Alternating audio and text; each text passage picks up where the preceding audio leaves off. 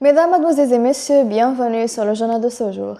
Le premier adjoint du président de la Chambre des représentants, M. Fawzi Nouiri, a exprimé l'espoir que ce que les députés ont appelé à tenir une session à Sabrata ou à Seret ou ailleurs serait pour consultation et rassembler le plus grand nombre de consensus pour unifier la Chambre des représentants, ajoutant nous craignons les tentatives de contrecarrer les efforts d'unification du Parlement et la poursuite de sa division.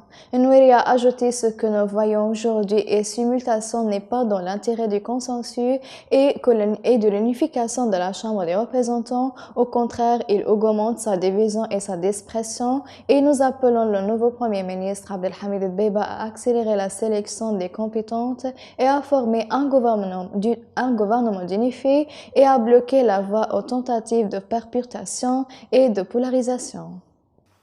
Le deuxième vice-président du Parlement, M. Ahmed Houma, a rencontré à Tobruk le président du Conseil de la présidence, M.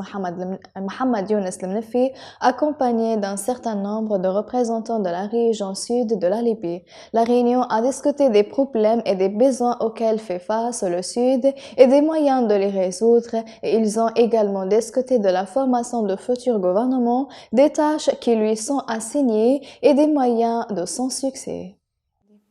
Le président du conseil de présidence, M. Mohamed Lemnefi, a reçu le député Zaid Hadiya à sa résidence dans sa ville de Tobruk. La réunion a traité des conditions de la prochaine étape dont le pays sera témoin du rôle du nouveau gouvernement pour atteindre l'étape des élections à la fin de cette année. Pour sa part, le député Zaid Hadiya a confirmé son plein soutien au conseil de la présidence.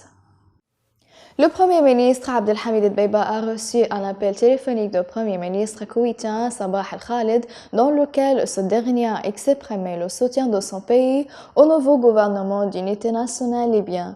Au cours de l'appel, Al-Khalid a souligné le soutien de son pays à tous les efforts visant à assurer la stabilité en Libye et à préserver son unité. Pour sa part, Dbeiba a salué les efforts du Koweït et de ses positions positives de la région, les relations bilatérales solides entre les deux pays.